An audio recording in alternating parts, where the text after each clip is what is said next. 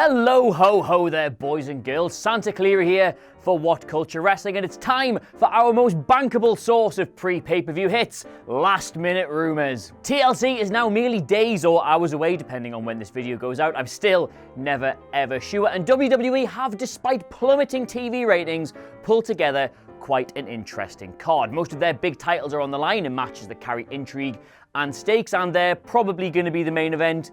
Main event could alter the course of Raw for months to come, so there's a lot to get your teeth into. You all know the drill by now. I scour the depths of the internet for all the rumours, hearsay, tattletale, and speculation so that you don't have to. Then we put it to our advisory board, and they decide whether it's worth giving a damn about or not. But since it's Christmas, I have filled Santa's sack with loads and loads of juicy rumours for you, and as an extra special treat, I'm recording this on Thursday morning, right before we go and have the WhatCulture staff Christmas party. But the Wrestling Rumours Advisory Board, they're recording it on Friday, immediately after we come in after the WhatCulture staff Christmas party. So God knows what state they're going to be in, but rest assured, they are suffering. So without any further ado, my name is Adam Clery, and these are all the last-minute tables, ladders, and chairs rumours you need to know. Right, let's get started then. Number 8, Lars Sullivan makes his debut. The arrival of big scary Lars Sullivan, you can have that gimmick if you want, my fee is relatively modest, has been getting teased for weeks. Viewers of both Raw and SmackDown have been watching vignettes on the character, and we're expecting him anytime now. According to reports on Sportskeeda, though, that debut will not be coming during the week on television, but in that traditional WWE trope of introduce a new guy at a pay-per-view by having him ruin somebody so he's got something to talk about on television, they're going to introduce a new guy on pay-per-view by ruining somebody so he's got something to talk about on television. But according to reports on Sportskeeda, that debut will not be coming during the week on either Raw or SmackDown. No, instead, in the style of that old WWE trope of introduce the new guy on a pay-per-view by ruining somebody so he's got something to talk about on TV, they're going to be introducing the new guy by ruining somebody on a pay-per-view so he's got something to talk about on TV. Now, precisely where he fits into the broadcast is another matter entirely. We're told he's probably going to SmackDown, so the matches on offer there are a bit of an intrigue. Presumably the WWE Championship match is too lofty a goal. The Women's Championship match would just be weird. The Tag Team Championship match would give him no obvious follow-up feud, so step forward Rey Mysterio and Randy Orton, one of you's getting your ass kicked. But I mean, then again, if he's off to Raw, he could be a replacement for Braun Strowman, but more on that later. Lars Sullivan! Wait, where's Phil? You remember last night? Christmas party? Yeah,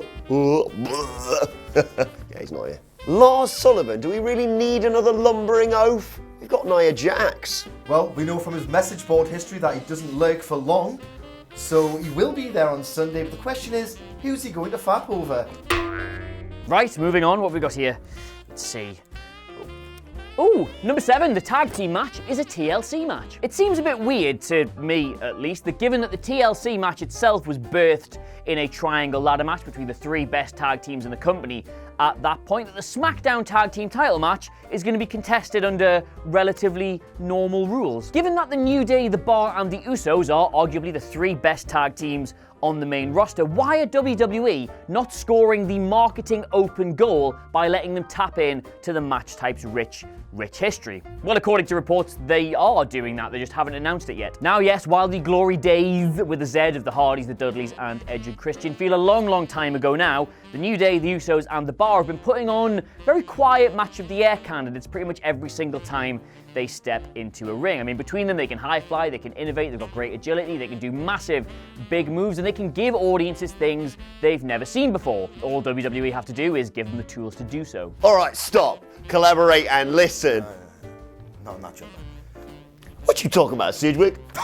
Don't do Can I do that? Endangering performance for a throwaway mid-card match. Doesn't sound like something they would do. Number 6.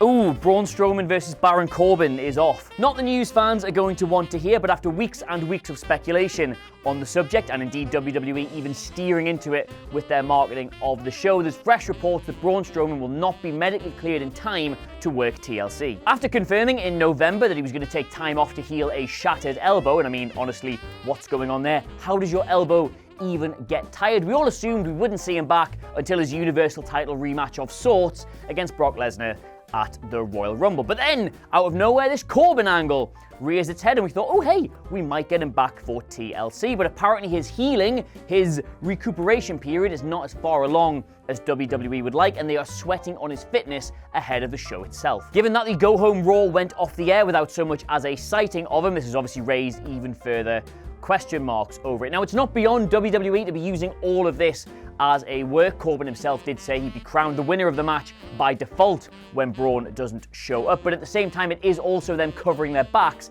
in the event that disgruntled fans are annoyed that they don't get to see him. Could go either way. But if that's off, who's gonna get his hands? Even if Braun's knackered, they can still tell the story with one move, but not arrest old Corbin, you boring bastard. Number 5. Oh, it's a six-man tag match! If indeed the Strowman match cannot go ahead because of his injury, then the proposed workaround for WWE is to combine all the Raw storylines into one big match. Thus, you would have the team of Baron Corbin, Drew McIntyre, and Dean Ambrose taking on the team of Seth Rollins, Finn Balor, and Dolph Ziggler. Now, on paper, that is an absolute mess, but if you actually look at the raw ingredients in it, the agility, the ingenuity, the strength, the power, the storylines, the stakes, the heat, everything, you've probably got a really, really good main event on your hands there, somehow. It's also not a huge leap of logic to imagine Drew and Dean fighting for Corbin's general managership and Balor, Rollins, and Ziggler fighting to try and get rid of him. The title match with Strowman just merely being a happy coincidence if indeed they win. Or better yet, binned off entirely and merely the first act of a new general manager if indeed Corbin is beaten. It kind of all works. Now, obviously, WWE's preferred choice would be to keep all these matches separate and get Braun back in time to do his match safely. But if he can't, I don't think there'd be many in attendance who were disappointed by this. Anything's all right, mate.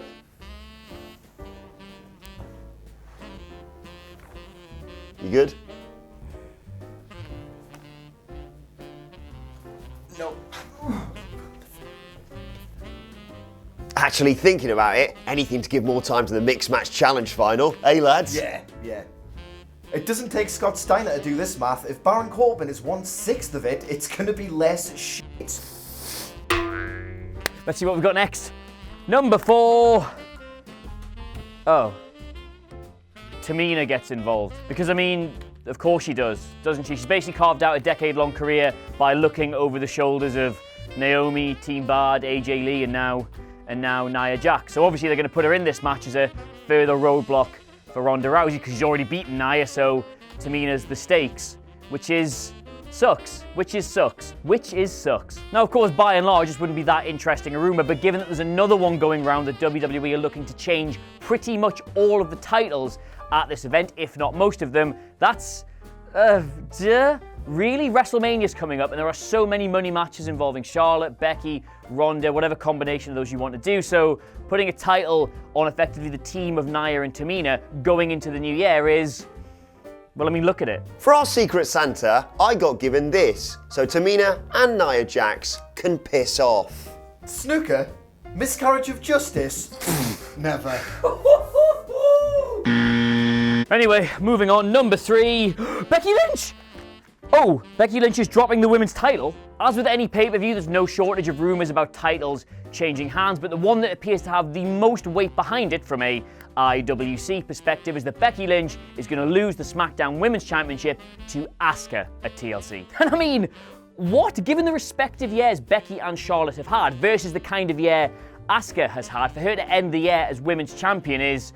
what a twist. Just going to put this rumour to one side for a second and look you directly down the barrel of the camera and say, without any bias whatsoever, because obviously we are married in real life, Becky Lynch should main event WrestleMania against Ronda Rousey. They have been the company's 2 standout acts in 2018. Becky has fought against shockingly bad booking to become the most over thing in the entire company, and Ronda has fought against the fact that she literally did not know how to wrestle very recently to become the most consistent, entertaining performer they've had in 2018. That is the money match, especially as we were robbed of it at Survivor Series. The interest in it's now like nom, nom, nom, nom, nom, nom. Now, the only real ways you can do that are either A, somehow get Becky Lynch onto Raw in the coming months, or B, have her win the Rumble and challenge Rousey for the title. And according to the Wrestling Observer, the latter is precisely what they're going to do. Asuka's going to pick up the belt, Becky's going to lose it, redemption arc begins, wins the Royal Rumble, challenges Ronda, WrestleMania. Please. Asuka is Japanese. Right, nearly there. Number 2, Brock makes an appearance. Did you ask for this? Harking back slightly to the rumours that Braun Strowman will be unable to compete, there are other rumours that WWE could throw a massive curveball, that's what that looks like, into the mix by having Brock appear to replace him, albeit in a non-wrestling capacity. Now, WWE will be very aware that the show has a certain lack of star power without Braun, which says everything you need to know about how good his year has been, and the 6-man tag they possibly replace it with might not be enough to placate the fans in the audience who feel slightly shortchanged given the advertising. And like it or not, they do not have a bigger star in the company right now than Brock Lesnar. While there's actually no indication of what he would be doing specifically on the show, it's worth having a think about the main event. Now, a messy 6-man tag match, which advances all of those individual storylines, does not necessarily need a clear and decisive finish to have been worth putting on. So you have Brock interfere in the end and swing the win one way or the other, and you've got intrigue, you've got storylines. Either he costs the bad guys the win because he wants rid of Corbin and he wants to face Strowman at the Royal Rumble, or he does the opposite. He swings the win for the bad guys to ensure that Corbin stays in power and he doesn't have to face Strowman at the Rumble. Either way, you've got a nice, easy TV angle for the pair of them going forward. Brock Lesnar showing up at a B-level pay-per-view, as my man Shinsuke would say. Icky man. A 6-figure sum to cut short a Baron Corbin match? Bargains. And number 1, let's see if I've been a good boy this year. Bray Wyatt returns. He is one way out of left field, sort of. Bray Wyatt has been missing from WWE television since Matt Hardy was forced to semi-retire, remember, because his spine and his bum had all fused together, and that's absolutely gross. He did reappear at Starrcade very briefly, but then went missing again, and his WWE future has been up in the air somewhat for a while. This one makes sense for a number of different reasons, least of all because Bray was the man who introduced Braun to the WWE Universe, so it makes sense that it'd still be at least fairly pally. Plus, and think about this, how much fun would it be to have Bray Wyatt as general manager? The man is so gifted on the microphone, but has struggled to find anything that really click in the ring of late. It's the perfect job for him. Now, if you take Braun out of the match, then the title match with Lesnar is no longer on the line, so you need stakes for his replacement to be invested in. And basically going all or nothing for the top job on Raw is a great main event. Arrive, talk bollocks, leave. Another Bray Wyatt story. If this rumour gets any older, Jerry Lawler won't want to touch it. I think that's the wrap for our year, that, innit? That's just for 2018. I mean, he calls them puppies. He calls them puppies. See you in 2019, everyone. Anyway, guys, there you have it, my sack full of treats for WWE TLC 2018. Oi. And indeed, oi, all the last minute rumours I read on the internet, put in an article, adapted into a script, and had to put on my phone because our printer's broken, read out in front of a camera, and decided you needed to know them. Of course, you are very welcome. It is the giving season after all. Let us know what you made of it, as well as any of your own in the comments below. And of course, don't forget to like, share, and subscribe. Yes, you're right, we are back for a live stream on Sunday. I think it's me and Jules, and maybe Phil, but I don't know. Stay tuned to Twitter for more information. Speaking of which, follow me on it. I am a Legend Boom and WhatCulture Wrestling on Twitter. It's there, usually somewhere. I can't actually see it. In the meantime, though, thank you very much for watching. I have, of course, been Santa Clery, Banter Claus, whatever you want to call me, and I will see you soon. Bye!